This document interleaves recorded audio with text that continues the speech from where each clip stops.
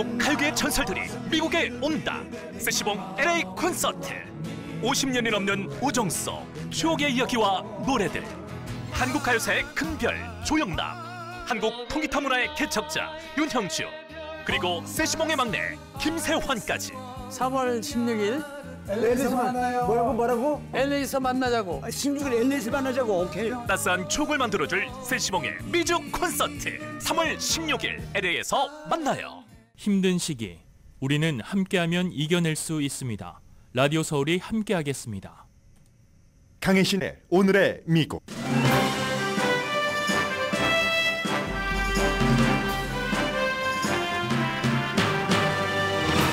이 시간 세계의 공통적인 탑 뉴스는 푸틴을 비난하고 푸틴에게 도전한 혐의로 북극 감옥에 수감됐던 제야 인사 알렉세이 나발리의 감옥에서의 사망입니다. 세계의 알만한 지도자들은 모두 잔혹한 푸틴이 나발리 사망 뒤에 있다고 비난합니다. 한 사람만 말하지 않고 있습니다.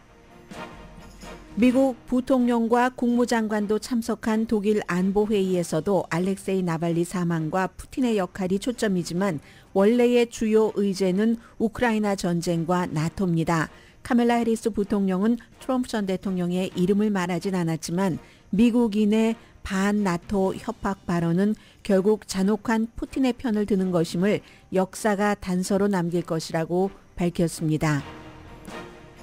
뉴욕 판사는 오늘 트럼프 가족의 사업 사기 민사 사건에 대해 얼만큼의 벌금을 물게 할지를 결정할 것으로 보입니다. 조지아주에서는 트럼프 전 대통령의 선거 개입을 수사하는 검사들 사이의 로맨틱 관계에 대한 이틀째 청문회가 진행 중입니다. 상당히 미국스러워서 암과 성관계 등의 발언까지 나오는데 초점은 판사가 이해상충이 있는 관계였다고 판단하면 트럼프 전 대통령에게 무척 이롭습니다.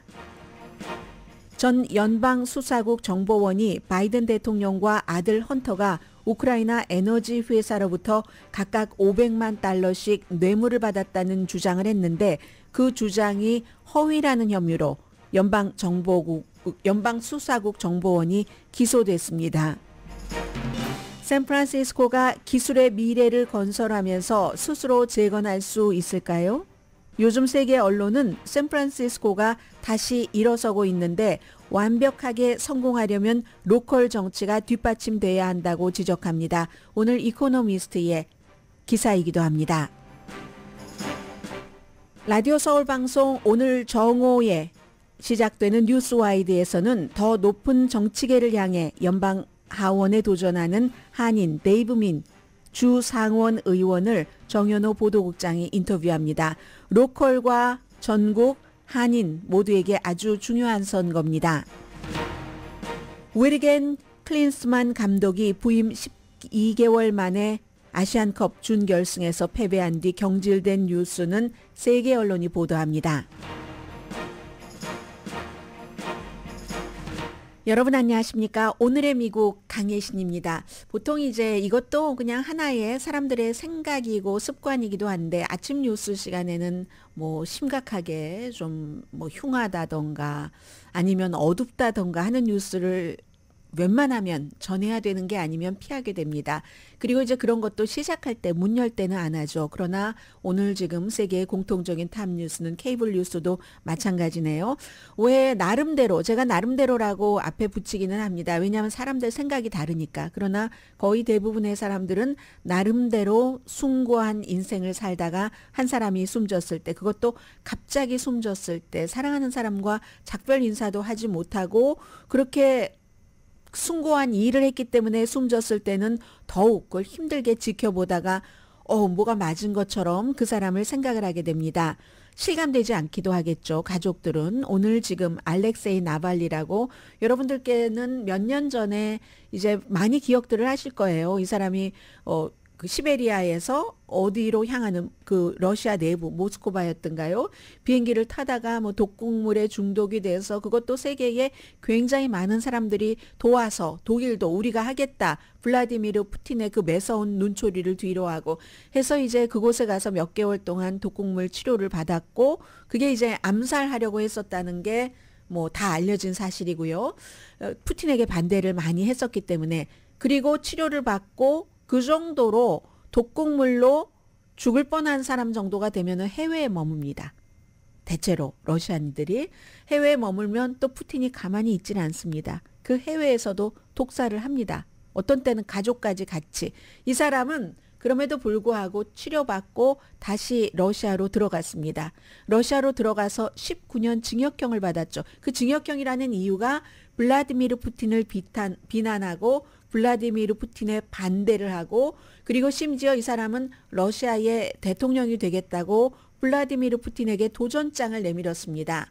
그런데 별로 눈에 띄지 않으면 상관이 없는데 점점 날이 갈수록 힘이 강해집니다. 그러니까 뭐 이런저런 이유를 들어서 징역 19년형을 선고를 해서 지금 형사리를 하다가 갑자기 숨졌습니다. 지난 10년 동안 러시아에서 가장 중요한 그 제야 인사였고 푸틴을 격렬하게 비판을 했었고 그리고 가장 힘든 유배지에 있었죠. 그 야말로 네네츠라는 북극의 교도소. 너무너무 힘들어서 수천 킬로미터가 와이프하고도 어머니하고도 떨어져서 자주 면회도 가지 못하는 그런 곳이었습니다. 그런데 교도소에서 발표하기는 알렉세이 나발니가 산책을 한 뒤에 갑자기 몸을 불편하게 하는 그런 그것을 보였고 의식을 금방 잃었고 응급팀이 출동을 해서 할 수 있는 모든 것을 다 했다. 다시 살려내려고 했지만 이미 사망했다. 자세한 내용은 파악 중이다. 이게 전부입니다. 그리고 러시아 매체는 잘 보도하지 않습니다. 세계의 매체는 지금 미국도 전부 이 사람의 사망, 나발리의 사망을 지금 탑뉴스로 보도를 하고 있거든요. 클렘린은 보고를 받았다. 이 정도만 얘기합니다. 이 사람이 47살입니다. 그리고 하루 전에도 마지막 영상이 있었는데 밝은 모습, 웃는 모습, 이게 이제 그 법원 심리가 진행되는 동안의 모습입니다. 그러니까 이 47살 그 아들이 감옥에서 숨졌습니다. 어머니가 나는 어떤 애도의 말도 듣고 싶지 않다. 2월 12일에 감옥에서 그 면회를 했다고 해요. 어머님께서. 그리고 살아있었고 건강해 보였고 그리고 본인이 살아있고 이렇게 뭔가 일을 할 수 있는 거 그곳에서도 계속 요즘은 소셜미디어가 있기 때문에 활동을 하잖아요. 나는 행복합니다. 이렇게 행복해하는 아들을 봤는데 며칠 만에 오늘 16일이잖아요. 며칠 만에 숨졌기 때문에 나는 그냥 평이한 애도 나에게 애도를 하지 말아라 라고 얘기를 합니다. 이 나발리의 변호사는 아직 논평하지는 않을 것이라고 얘기를 했지만 러시아 당국이 감옥에서 알렉세이 나발리를 살해했다. 그렇지만 불행하게도 우리는 그것을 확인하거나 증명할 방법이 없다라고 얘기를 합니다. 러시아의 국영 매체, 러시아 뭐 RT 이런 데서는 전문가들이 나와서 혈전이다 이렇게 얘기를 하거든요. 그랬더니 또 이 알렉세이 나발리를 치료했었던 한 의사가 얘기하기를 정말 엉뚱하네. 왜냐하면 그런 종류의 진단은 지금 이 사람이 숨진 지 얼마 되지 않았잖아요. 부검을 해야지만 밝힐 수 있는 말이다라고 얘기를 합니다.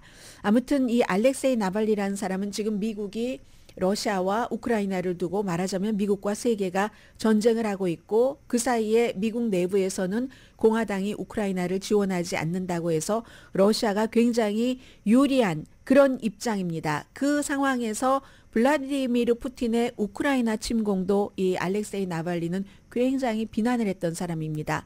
그런 나발리가 숨졌고 대부분의 러시아의 푸틴으로부터 눈에 가시처럼 생각되는 사람은 떠났지만 러시아로 돌아가서 2021년이었어요. 그게 2020년도 8월 달에 시베리아를 방문을 하고 그리고는 그때 그 노비초크 신경물질로 그 암살을 시도했다가 결국은 독일에서 너무 깨끗하게 다 청소를 해줘서 몸을 그래서 살아난 사람이잖아요. 그 자체도 굉장히 빅뉴스였고 이 사람이 모스크바로 돌아갈 때도요. 그것도 엄청난 빅뉴스였습니다. 아내가 공항에서요. 독일 공항에서 이제 같이 이제 모스크바로 가고 그리고 모스크바 공항에서는 남편이 이제 체포돼 가는 끌려가는 그건 이제 아내와 남편이 젊은 사람들이잖아요. 젊은 사람들이 끌어안고 남편은 감옥으로 가고 아내는 감옥으로 가는 남편을 이제과 잠시의 그 동행을 한 거죠. 그 독일에서부터 이제 이랬던 것들도 심사대에서 끌려가는 남편을 받고 그게 이제 시간이 조금 지났어요. 그리고 그 이후에는 37개월 동안 감옥 밖에 나오지 못한 사람이 알렉세이 나발리입니다. 공개적으로 그 대통령이 되겠다. 왜냐하면 블라디미르 푸틴이 너무나 야만스럽게 그 뭐 부정부패는 물론이고 독재를 하고 있기 때문에 시위 동안에도 아니 수감 중에도 시위를 했고 푸틴의 통치에 도전하는 시위. 그러면 또 밖에서 이 알렉세이 나발리를 지원하는 사람들의 시위가 있었고 그렇게 도전하다 숨진 사람들 너무 많죠. 뭐 심지어 뭐 얼마 전에 있었던 그 무장 반란을 잠시 그 뭐 24시간도 안 48시간도 안 됐죠. 이 예브게니 프리고진 같은 경우도 뭐 푸틴과 뭐 푸틴에게 반란한다고 모스크바로 올라간다고 하다가 결국은 뭐 주변에 뭐 옆에 그 푸틴에 붙어서 사는 대통령 등등의 도움 등으로 이렇게 좀 수습되는 듯 하다가 몇 주일도 안 돼서 의문의 비행기 사고를 당해서 숨졌잖아요. 이게 블라디미르 푸틴입니다. 이 같은 블라디미르 푸틴을 지지하는 정상적인 국가는 없습니다. 물론 국가도 국가나 개인이나 본인들도 살아야지 되니까 어느 정도 거래를 하는 건 있죠. 거래는 하지만 푸틴을 지지하는 국가나 좋은 사람은 없습니다. 아무튼 그래서 이제 나발리가 며칠 전에도 친구들에게 뭐 건강을 너무 걱정하니까 건강에 대해서 걱정하지 마. 그런데 이제 형벌이라는 게 가장 큰 형벌이 혼자 두는 거잖아요. 280일을 고립시켰답니다. 그런데 러시아 법에도 15일 이상은 고립시키는 게 안 된다고 하는데 뭐 푸틴의 국가에서 푸틴 맘대로 안 되는 게 어디 있겠습니까? 그리고 그러한 국가를 꿈꾸는 다른 나라 지도자들도 많이 있고요. 미국을 포함해서 만약에 알렉세이 나발리가 풀려난다 할지라도 70세였을 겁니다.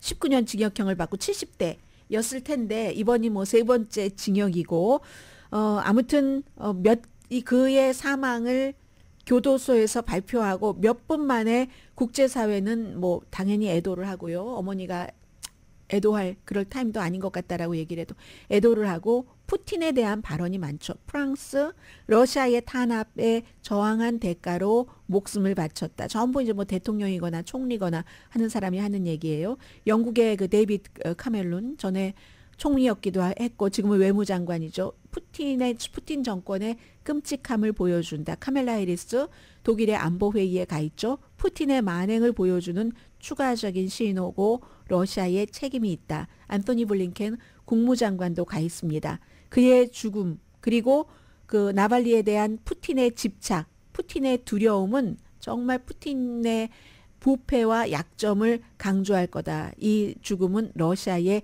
책임이 있다라고 얘기를 했습니다. 그리고 니키 헤일리 지금 공화당 예비선거 후보도 푸틴이 했다. 마이크 펜스 전 부통령도 당연히 푸틴을 비난을 했고요. 푸틴을 이 경우에 옹호하는 사람은 있어서는 안 된다라고 얘기를 했고 체스 챔피언 크렘린을 굉장히 비난하는 사람이기도 하죠. 가리 카스파로프 푸틴이 살인자다라고 얘기를 했습니다. 그러면서 이 사람은 푸틴에 대해서 더 강한 입장을 취하지 않는 서방 세계 지도자들을 비난을 합니다. 그리고 푸틴을 비난하는 서방 세계와 서방 세계 지도자들도 말만 그러고 행동은 더 따끔하게 해야지 되는데 그렇지 않는다고 하면서 막 화났어요. 이분은 싸울 의지가 없으면 괜히 말로만 떠들지 말아라라고 얘기를 했습니다. 그래서 이제 이 푸틴을 반대하는 사람의 러시아 감옥에서의 사망은 러시아와 우크라이나 이 전쟁이 2주년 2월 24일이 2주년이잖아요. 그리고 미국이 이렇게 푸틴의 신뢰는 그 내부에서는 커집니다. 왜냐하면 언론도 완전히 장악했으니까. 그 블라디미르 푸틴을 지지하지 않는 언론사의 사주 기자들은 다 어디로 가겠습니까? 사라지죠. 목숨 내놓고 일하다가 숨져버리고 마니까 지금은 뭐 거의 100% 장악했기 때문에 사람들은 들려주는 것만 듣고 보고 하고 있기 때문에 그리고 미국의 우크라이나에 대한 지원은 약해져서 상원은 우크라이나에 대한 $600 지원한 뭐 패키지 뭐 이스라엘까지 포함해서 통과시켰지만 하원이 마이크 존슨이 그럴 필요 없다고 얘기를 하니까 트럼프 전 대통령과 지금 짝짝꿍이 돼 있기 때문에 그래서 이건 어떻게 될지 알 수가 없습니다. 바이든 대통령은 아직 얘기하고 있지 않은데 아마 말할 겁니다. 오늘 금요일이긴 하지만 오하이오주의 팔레스타인에가 있습니다. 오하이오주의 팔레스타인이 지난해에 막 독성 물질을 실은 열차가 탈선을 해서 마을이 다 황폐했잖아요. 거기 가서 당연히 연설을 할 것이고 연설을 하고 나면 동행한 기자들이 이 얘기를 알렉세이 나발리의 죽음에 대해서 물어보면 대답은 거의 그 짐작은 됩니다. 그때 얘기하려고 바이든 대통령은 아직 얘기하지 않는 것 같고요. 그런데 바이든 대통령이 2021년도에 푸틴과 정상회담 했잖아요. 어제 말씀드린 푸틴이 내가 2021년도 정상회담 할 때 보니까 바이든 멀쩡하더라. 뭐 뭘 보고 회담을 했다고 하는데 나도 봤다. 내가 보기엔 멀쩡하다. 난 트럼프보다 바이든을 지지한다라고 속에 없는 말을 했는데 그 정상회담을 한 뒤에 바이든이 한 얘기가 있습니다. 만약에 알렉세이 나발리가 감옥에서 사망하면 러시아 지도자 블라디미르 푸틴에겐 파괴적인 결과가 있을 것이다. 아마 뭔가 미국이 행동을 하지 않을까 싶습니다. 우크라이나에 대한 추가 지원을 반대하면서 본인이 대통령이 되면 하루 만에 이 전쟁을 끝내겠다. 우크라이나를 푸틴의 입에 넣어주겠다는 얘기죠. 그렇게 말한 트럼프 전 대통령만 아무 말도 하지 않고 있습니다. 이틀 전이 여러분들께 미처 말씀도 드리지 못했는데 발렌타인스데이였습니다. 세계에서 다 나름대로의 발렌타인스데이를 생각을 하잖아요. 사망한 감옥에서 47살에 사망한 알렉세이 나발리가 발렌타인스데이에 인스타그램에 와이프 보라고 쓴 글이 있습니다. 마지막 글이었겠죠. 우리 둘 사이에 수천 킬로미터가 떨어져 있지만 every second 당신이 내 옆에 있는 것 같아. 이렇게 얘기를 했고요. 2명의 자녀가 있습니다. 한 명은 미국에서 공부합니다. 또 다른 한 명은 아직 어려요. 더 어려서 이제 학교에 다니고 있고 나샤와 자하라는 이름의 2명의 자녀가 있습니다. 그리고 이제 또 하나 중요한 것은 블라디미르 푸틴을 비난하는 사람은 한 20년 전에는 그래도 비난을 할 수가 있었습니다. 그런데 지금은 비난을 하지 못합니다. 언론까지 장악을 했기 때문에 언론이 침묵을 하니까 도저히 어떻게 알 수도 없고 뭐 할 수도 없는 거예요. 심지어 해외 언론 터커 칼슨 같은 사람은 블라디미르 푸틴을 찬양하잖아요. 미국 밖에서. 찬양하고 욕먹고 조롱받고 아니 허접한 질문을 가지고 왔네. 나는 그래도 잔뜩 나의 의견을 얘기를 할 만한 그런 준비가 돼 있었는데 아이 후졌어. 이렇게 조롱받으면서도 여전히 러시아와 블라디미르 푸틴을 칭찬하는 이런 터커 칼슨과 같은 사람이 있기 때문에 블라디미르 푸틴을 그 권좌에서 내리기가 20년 전보다 지금 훨씬 힘들어진 겁니다. 거기에 대해서는 이미 숨졌지만 이래서 기록과 영화와 책이 중요한 거죠.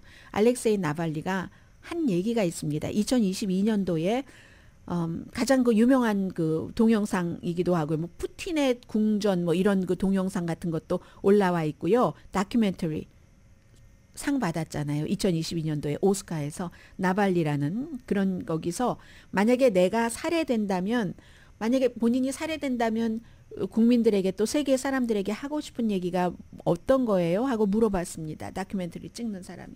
그랬더니 포기하시면 안 됩니다. 러시아의 어떤 그 민주주의, 독재가 이렇게 있어서는 안 된다고. 그리고 러시아가 아주 과거에 찬란했었던 나라이기도 하고 인구도 워낙 많고 중요한 입지적으로도 중요한 국가잖아요. 포기하시면 안 됩니다. 만약에 나를 살해하기로 죽이기로 결정했다면 그건 나와 나를 지지하는 편이 엄청 강하다는 뜻입니다.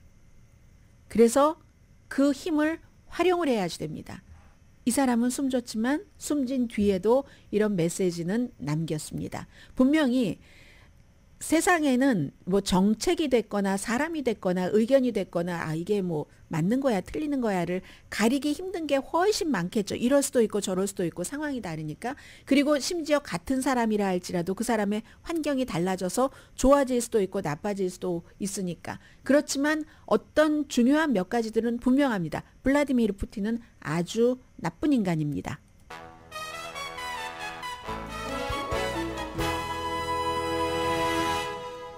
오늘의 미국은 전문가가 추천하는 이민법, 가정법 전문 재인정 종합법률사무소, 총 20억 달러 승소, 교통사고와 상해 전문 브라이언 타필라와 CG 변호사 그룹, 코지다운 갤럭시 이불은 잠이 솔솔 오게 하는 기능성 거위털 이불로 독일 회사와 함께 생산합니다. 코지다운 갤럭시 이불 공동후원입니다. 잠시 뒤에는요, 뭐 좀 법적인 이런 문제를 전해드릴 텐데 중간중간 재밌는 사실이 있습니다. 요즘 미국에서 이런 것을 저는 생방송으로 본 것은 처음인데요. 아니, 검사와 검사가 로맨틱 관계에 있었어? 그러면 그때 뭐 이 사람들이 어떤 관계를 가졌냐, 스킨십은 어때? 이런 것까지 다 청문회에서 지금 얘기를 하고 있어요. 그리고 그 검사의 아버지가 좀 전에 또 증언을 했거든요. 트럼프 전 대통령과 관련된 케이스고요. 또 하나는 지난 몇 년 동안 공화당에서 정치인들이 엄청나게 이것을 가지고 거봐라, 바이든과 헌터 바이든이 돈을 많이 부정부패한 사람이잖아 라고 얘기를 했었던 것이 완전히 무너져버린 그런 이제 케이스가 하나 있었거든요. 잠시 뒤에 전해드립니다.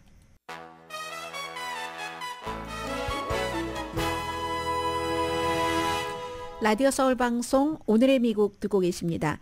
그 연방수사국에 요원이 있고 정보원이 있습니다. 요원은 에이전트죠. 그리고 정보원은 인포먼트. 그러니까 요원은 정식적인 FBI 요원인 거고 뭐 여러 가지 뭐 요원만 가지고 일을 할 수가 없으니까 정보원을 많이 두죠. 미국 내에도 두고 미국 밖에도 두고 그 모든 해외 일들을 그 에이전트가 할 수는 없으니까 그런 정보원이었습니다. 알렉산더 수메르노프라는 정보원이 그동안에 이제 그 의회에서도 엄청나게 활용을 했었던 공화당에서 우크라이나의 에너지 회사 브리즈마가 헌터 바이든과 그리고 조 바이든에게 2015년과 2016년도에 각각 500만 달러씩을 줬다. 왜냐하면 브리즈마라는 이 에너지 회사의 뭐 여러 가지 복잡한 문제를 해결하기 위해서 이렇게 얘기를 했고 그러자 이제 공화당에서 거봐 돈을 받았잖아. 뭐 헌터 바이든이 아무 자격도 없이 왜 에너지 회사에 취직을 해서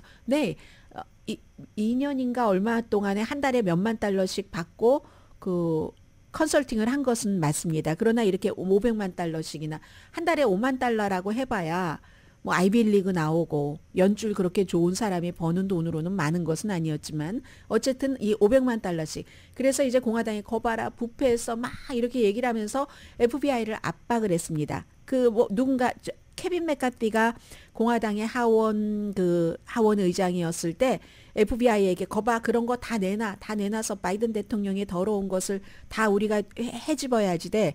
해서 이제 이런 것들이 공개가 된 거예요. 공개가 막상 돼서 수사를 해보니까 이 정보원이 결국은 거짓말로 허위로 그런 것을 했다는 겁니다. 이유는 간단합니다. 바이든이 미워서 이제 그런 일들을 바이든이 그 시점이 언제냐면은 바이든이 민주당의 대선 후보로 확정이 되고 그 시점에 이런 사람이 되면은 안 돼 하면서 이런 것들을 딱 했고 공화당이 계속 이걸 이제 뒷받침을 해줘 왔는데 결국은 허위 진술, 허위 기록 혐의로 기소가 됐습니다. 37페이지짜리 기소장. 이 기소장이 허위라고 말하는 사람은 없습니다. 공화당에서. 기소가 뭐 증거 없이 기소가 되는 게 아니니까는요. 그렇게 해서 결국은 이제 이게 헌터 바이든이 이 문제와 관련해서 이달 말이래야 뭐 며칠 남지 않았습니다. 하원의 감독위원회에서 하원이니까 공화당이 다수당이죠. 증언을 할 예정이었습니다. 당연히 아니라고 하겠죠. 지금까지도 아니라고 했었고 그리고 이제 이렇게 기소된 이 인물은 뭐 국적은 발표하지 않았어요. 그런데 러시안 말을 쓰고 이름도 러시안이잖아요. 알렉산더 수메르노프라는 러시안 이름도 러시안이고 그렇게 해서 만약에 이 사람이 유죄가 선고가 되면은 최대 25년 그 허위 주장을 하고 허위 진술을 하고 한 것에 대해서 25년 징역형에 처해질 수 있다는 겁니다. 그러니까 이번에 이제 하원에서 이제 헌터 바이든이 증인으로 나갈 때 공화당이 굉장히 좀 머쓱해진 거죠. 이걸 가지고 엄청나게 많이 얘기를 하고 저도 며칠 전에 그 동료와 우연히 만나서 얘기를 하게 됐는데 뭐 동료도 뭐 이런 비슷한 얘기를 하던데요. 아무튼 지금 이런 일이 있고 또 하나는 지금 바이든 대통령의 변호인이 로버트 허라는 한인 특별검사가 바이든 대통령이 이렇게 그 너무 그 기억력이 없고 그래. 그래서 결국은 뭐 여러 가지 이유가 있지만 꼭 그거 한 가지는 아니었어요.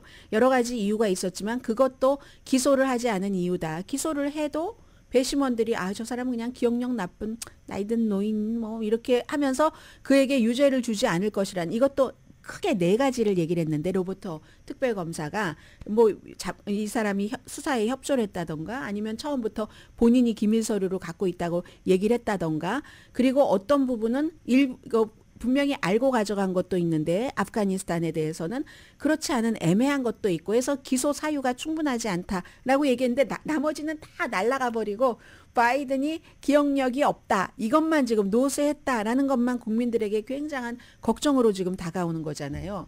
그러니까 이게 지금 전부 특별검사 자체도 바이든의 법무부 그리고 법무장관인 메릭 갈란드가 임명을 하고 한 거니까 백악관에서 이 트랜스크립을 발표하기 전에 굉장히 컴플레인을 했답니다. 그런 부분까지 다 이런 트랜스크립을 발표를 할 필요가 있겠는가. 왜냐하면 전에 뭐 로버트 뮬러 특별검사 수사하고 있었을 때 트럼프 전 대통령에 대해서 수사한 결과에 대해서는 그 당시에 그 법무장관인 윌리엄 바가 다 가려가지고 무슨 말인지 읽을 수가 없었어요. 그 당시에는. 근데 지금은 하나도 안 가리고 바이든의 법무장관이 다 공개를 하라고 한 거잖아요. 그래서 백악관과 법무부가 굉장히 그런 점에 대해서 뭐 사이가 나빴었다 뭐 이런 얘기가 아무튼 있고요. 그리고는 이제 트럼프 전 대통령으로 오면은 바이든 대통령이 지금 오하이오주로 가기 전에 날바니에 대해서 알렉세이 날바니의 죽음에 대해서 얘기를 할 것인가 봅니다. 지금 백악관에 자리가 마련이 돼 있네요. 트럼프 전 대통령으로 가면은 트럼프 전 대통령은 좋을 수도 있어요. 지금 조지아주에서 선거에 개입한 혐의에 대해서 수사를 하고 있는 지방검사, 이 파니 윌리스 지방검사가 그 풀튼 카운티에서는 최초로 여자 검사였던 겁니다. 그런데 이제 이 사람이 특별검사를 임명을 하면서 네이선 웨이드라는 남자예요. 그게 이제 남녀 관계가 됐다 하는 그러니까 이건 이해 상충이 있다 하는데 이 이해 상충이라는 게요. 사건을 꼭 뭐 여기 좋게 해준다 이런 게 아니라 지금 트럼프 측의 트럼프에서 제기한 건 아니에요. 트럼프와 같이 이게 기소된 한 사람이 제기를 한 건데 그 변호사들이 하는 얘기가 이렇게 남녀 관계로 어디 뭐 여행도 가고 하면서 그러면 자기가 네이선을 이렇게 특별검사로 두고 돈을 그다지 많이 받지는 않았습니다. 보통 때 특별검사의 그 돈에 비교하면 그 돈을 주고 그 돈으로 그럼 데이트를 할 때 남자가 냈을 거 아니야. 남자가 내면 이 여자는 이득을 받잖아. 그 파니 앨리스는 이득을 받잖아. 이건 되지가 않아. 이런 사람이 이 사건을 맡을 수가 없어 하는 게 주장입니다. 그리고 판사도 얘기를 듣고 그 남녀 관계에서 그 같은 이해 상충이 있었다면은 이 검사가 이 사건 맡으면 안 되라고 할 수도 있다고 했거든요. 그리고 이 검사가 안 되면 그 검사실에서 안 받고 그렇게 되면 어떻게 되겠습니까? 지연이 되거나 어떻게 되거나 트럼프 전 대통령에겐 굉장히 좋은 거예요. 거기에 대해서 이 두 사람이 어제 다 증언을 했습니다. 파니 윌리스와 네이선 웨이드 이 특별검사는 잘한 것 같아요. 누구든지 태도가 너무 중요합니다. 법정 태도가 트럼프 전 대통령도 지난번에 뉴욕에서 법정 태도가 나빠서 더 심각한 그런 결과를 낳았다. 이런 것도 있잖아요. 이 네이선 웨이드는 아주 점잖게 얘기하고 파니 윌리스라는 검사가 워낙에 독립적인 사람이기 때문에 뭐 예를 들어 여행을 갔어도 나중에 꼭 그거를 이제 갚았다. 그리고 지금 굉장히 이 사건도 미묘하고 그렇기 때문에 그러한 것들을 우리가 조심을 했고 그런데 캐시로 갚았으니까 그 증명할 방법이 없다 하는 얘기예요. 같이 뭐 여행을 해서 내가 해줬던 것은 샌드위치를 만들어줬던 건 뭐 그 정도라고 할까 공짜라고 하면 뭐 이렇게 얘기를 했는데 파니 윌리스는 굉장히 태도 자체가요. 막 의자에 이렇게 비스듬히 앉아서 막 거칠게 막 화를 내고 그리고 뭐 내가 지금 이건 재판이 아니야. 내가 재판받는 게 아니야. 재판은 다른 것이고 이건 뭐 이런 식으로 얘기를 하면서 이 사람들이 그 로맨틱한 관계였다가 로맨틱한 관계가 끝난 것과 이 사건이 어떤 연관이 있는가 뭐 일일이 다 말씀드릴 필요는 없고 자신들은 아무런 이런 뭐 꺼리낌이 있는 그런 게 아니다 하는 것이고 있다 하는 것이니까 나중에 파니 윌리스가 뭐라고 얘기를 하냐면요. 성관계도 불가능한 시점이다. 왜냐하면 이 네이선 웨이드가 앓고 있었던 암을 앓고 있었던 시점이 지금 그쪽에서 주장하는 것처럼 우리가 로맨틱한 관계여서 이 사건을 맡으면 안 되면 이 사람이 암이었던 그 시기와 겹치는데 그 암이 성관계를 가질 수 있는 그런 암이 아니다. 내가 이런 것까지 말하고 싶지 않으니까 여기서 그치자. 야, 미국 법정이 이래요. 이렇게 얘기를 하고 아무튼 그랬습니다. 그런 해서 결국 육체적 관계가 불가능한 뭐 그런 암 뭐 이런 얘기까지 어저께 막 하고 그 로맨틱한 관계는 2023년도에 끝냈다. 뭐 이런 얘기를 하고 있고요. 그래서 오늘도 지금 계속되는데 오늘은 또 아버지가 나와서 이런 일을 왜 하느냐 뭐 왜 하느냐 이런저런 얘기를 하는데 어쨌든 판사는 피고 측의 입장 이 두 사람은 그런 이해적인 로맨틱한 관계였기 때문에 이 남자를 하이어해서 뭐 같이 뭐 데이트를 했을 때 돈을 이 남자가 냈고 뭐 등등의 뭐 이런 것들로 만약에 판사가 그렇다 하면은 여기서는 맞질 못합니다. 그렇다고 기소 자체가 없어지는 건 아니죠. 언젠가 누군가는 맞겠죠.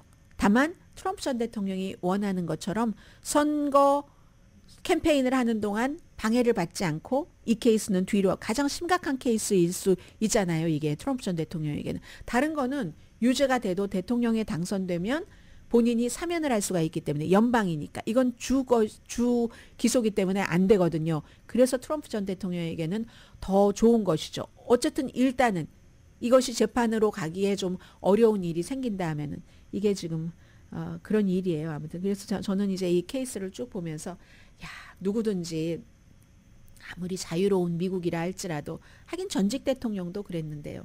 뭐 법정에서는 본인이 피고도 아니고 그런 것도 아닌 것은 분명하지만 그래도 좀 이렇게 좀 다소곳해서 손해볼 것은 없다. 이런 좀 약삭 빠를 것 같기도 한 그런 생각도 어제 저는 조금 해봤습니다. 잠시 뒤에 샌프란시스코를 말씀드리겠습니다. 샌프란시스코에 관심이 많으신 분들도 많고 살고 계시면서 저희 라디오 서울 방송을 듣고 계시는 분들도 계시고 그리고 또 하나의 이그샘플인 겁니다. 샌프란시스코는 이제 망했어 라고 생각했던 사람들이 많은데 이게 웬일이래요? 샌프란시스코가 흥할 것 같거든요. 그런데 그 흥함이 성공을 하려면 또 뭐가 있어야지 되는가 이런 것까지 잠시 뒤에 전해드립니다.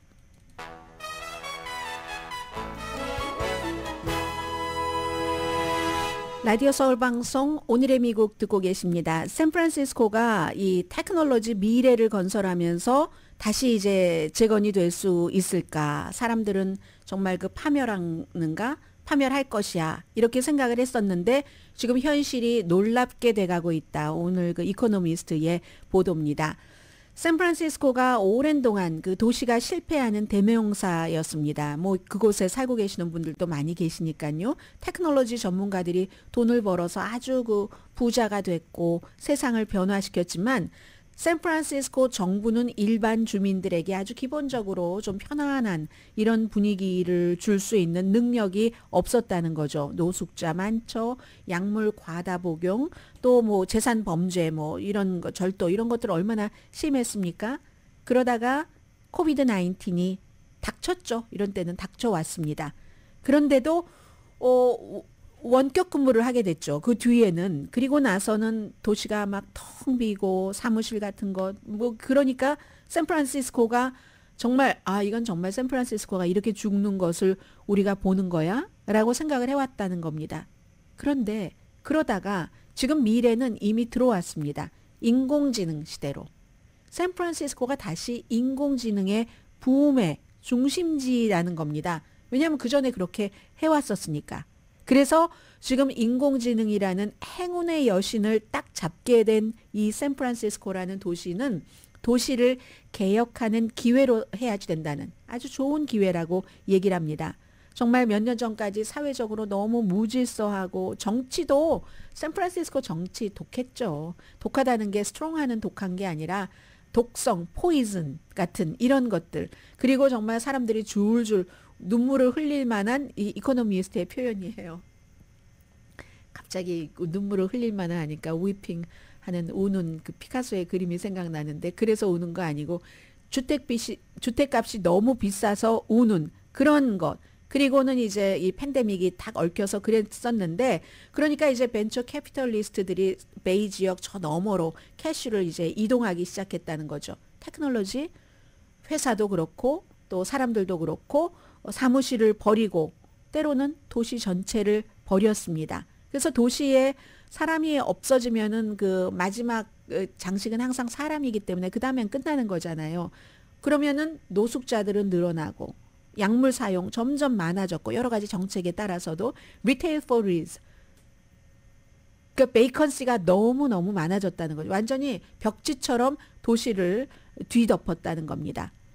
그래서 샌프란시스코의 사망 기사를 쓰고 싶어 했던 많은 사람들, 실제로 쓴 많은 사람들은 둠루프, 이 같은 악순환에 대해서 계속 써왔는데 이제 이런 것들이 결국은 뭐 예산도 줄어들 것이고 사업이 안 되니까 세금이 안 거쳐서 그럼 공공 서비스도 완전히 없어질 것이고 샌프란시스코를 탈출하는 사람들만 늘어날 거야. 이렇게 얘기를 하고 그랬죠. 예전에 그러니까 공장, 자동차 공장 같은 것을 짓는 게 교외 남부로 많이 가면서 디트로이트가 그런 도시가 된 것처럼 그렇게 샌프란시스코를 얘기를 했는데 샌프란시스코의 그 뭉쳐있는 힘 있잖아요. 어떤 집약화된 이런 테크놀로지에 있어서 그런 힘이 샌프란시스코가 다시 살아날 수 있는 그런 그 힘이 되고 있다는 얘기입니다. 인공지능을 계속 얘기를 하고 있는 겁니다. 스탠포드가 거기 있잖아요.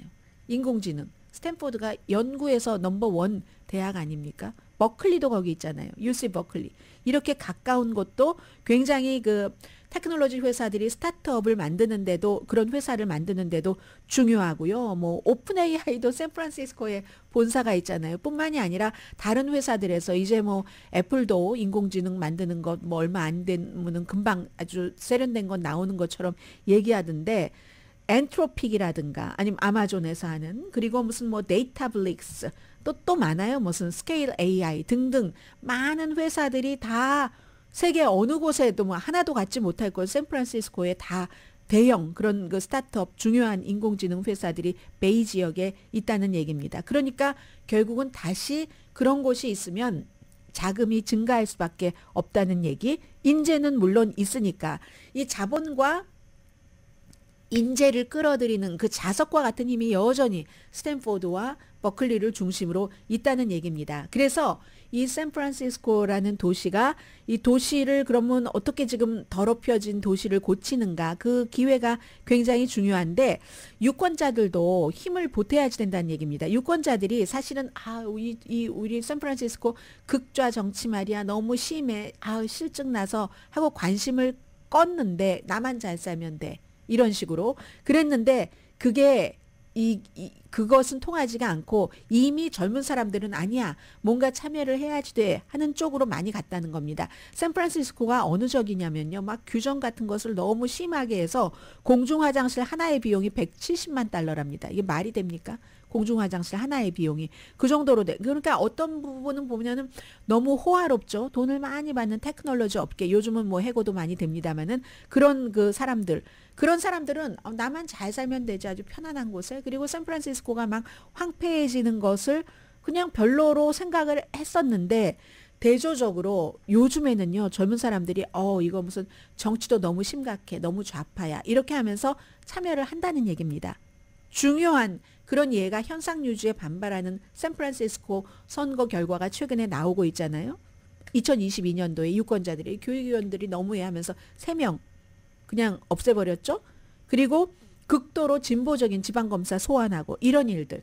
그런데 여기서 끝이면 안 된다. 올해 선거는 이제 3월 5일부터 예비선거 시작되니까요. 캘리포니아주에 대선으로 가려지기는 하겠지만 그래도 3월 11월에 열리는 이 로컬의 그 여러 가지 그 선거들은 샌프란시스코 유권자들에게 정말 변화를 줄 수 있는 힘을 준다는 겁니다. 현재 시장이 조금 온건하잖아요. 그 런던 브리드 시장과 같은 온건한 민주당이긴 하지만 온건합니다.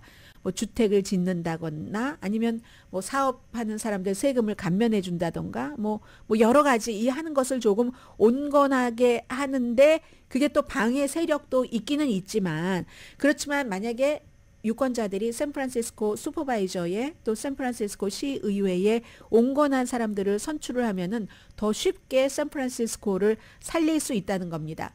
물론 그 센스블한 그 상식적인 사람들이 공직에 들어가더라도 갑자기 큰 변화를 이루기는 힘들겠지만, 왜냐하면 나만 좋으면 된다. 뭐 홈리스 피플 난 상관없어. 우리 집에 없으니까. 이게 님비잖아요. 내 앞마당은 안 되고 다른 사람 내는 되고.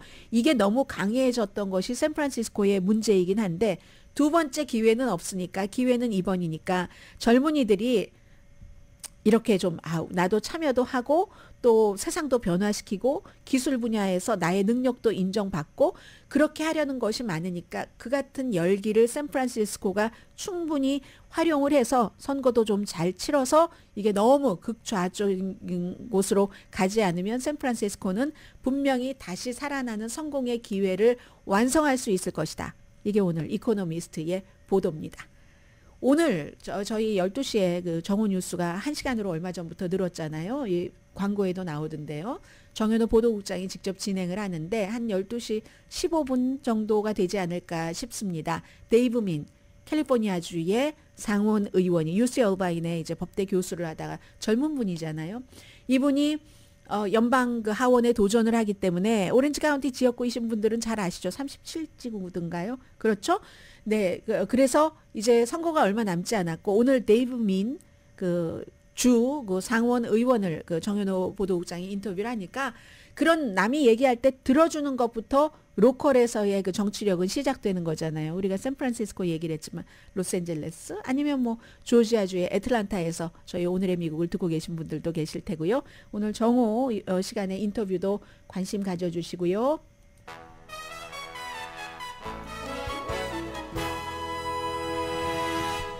라디오 서울 방송 오늘의 미국 듣고 계십니다. 오늘 그 스포츠 뉴스 보면은요, 미국이나 영국이나 전부 그 위르겐 그 클린스만 감독이 경질된 것을 보도를 하고 있습니다.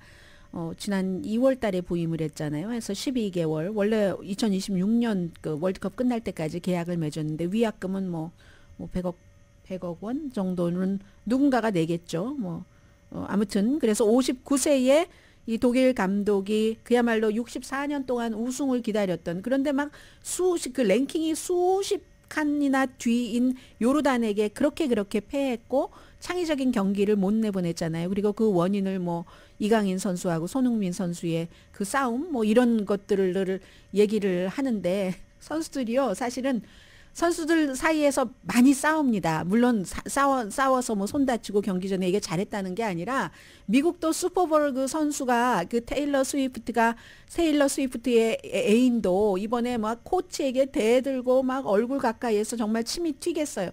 그렇게 난리를 치다가도 또 서로 ESPN 같은 데 나와서 우리요 이건 켈시가 사과했어요. 이렇게 얘기하고 끝나고 하잖아요. 그 선수들의 그런 것들이 있으니까. 그런 것까지 또 다 그 감독이 감당을 해야지 되는 것이기도 한데, 쟤들이 싸워서 졌어? 말이 안 되잖아요. 64단계 그 뒤인 그 요르단에게 뒤져서. 아무튼 이런 일들. 그래서 이제 세계가 보도를 하는 것 같고요. 그리고 이제 카멜라 해리스 부통령이 트럼프 전 대통령이 이제 반 나토 발언을 한 거, 이게 이제 지금 독일에서 안보회의가 이 나토 뭐 우크라이나 전쟁 이런 것들이잖아요. 이것은 나중에 역사가 말을 할 것이다, 이렇게 얘기를 했습니다. 트럼프 전 대통령의 이름은 말하지 않았지만 미국에서 어떤 일부가 군사동맹의 방어 원칙에 대한 미국의 약속에 의문을 제기한 거, 뭐 돈 안 내면 러시아가 맘대로 침공하라고 나는 하겠어 하는 그런 것들. 그러면서 이제 뭐 현재의 행정부의 부통령이니까 바이든 그 제임스에 얼마나 이 나토가 강해졌는가, 뭐 핀란드도 합류했고 스웨덴도 들어올 거고, 경계하지 않으면 어떠한 성과도 영구적이지 않는다. 나토 동맹국을 버리고 조약을 포기한다고 상상해봐라. 블라디미르 푸틴 그 러시아 푸틴 대통령을 다른 지도자들이 이런 조약을 맺어놓고 격려한다는 것을 상상을 할 수 있겠는가? 뭐 이런 그 얘기도 했고요. 그리고 이제 그 우크라이나에 대한 지원 같은 것도 얘기를 했는데, 뭐 시간이 됐으니까 이 정도로 멈추고, 오늘의 미국은 전문가가 추천하는 이민법, 가정법 전문 제인정 종합법률사무소, 총 20억 달러 승소, 교통사고와 상해 전문 브라이언 타필라와 CG 변호사 그룹, 코지다운 갤럭시 이불은 잠이 솔솔 오게 하는 기능성 거위털 이불로 독일 회사와 함께 생산합니다. 코지다운 갤럭시 이불 공동 후원이었습니다. 10시에 브라보 마이 라이프 방송됩니다. 그리고 저는 이제 끝날 때까지 계속 말씀을 드려야죠. 이스라엘과 하마스의 전쟁에 대해서도 얘기를 했는데 지금 미국, 영국, 프랑스, 캐나다, 호주, 뉴질랜드 이런 모든 나라들이 전부 이스라엘 측을 향해서 그 라파에서의 지상 공격을 피하라고 얘기를 하고 있거든요. 어떻게 될지는 모르겠습니다만은. 그리고 방금 전 바이든 대통령은 알렉세이 나발리의 죽음에는 푸틴이 있다라고 말을 했습니다. 주말입니다. 잘 지내세요. 강혜신이었습니다.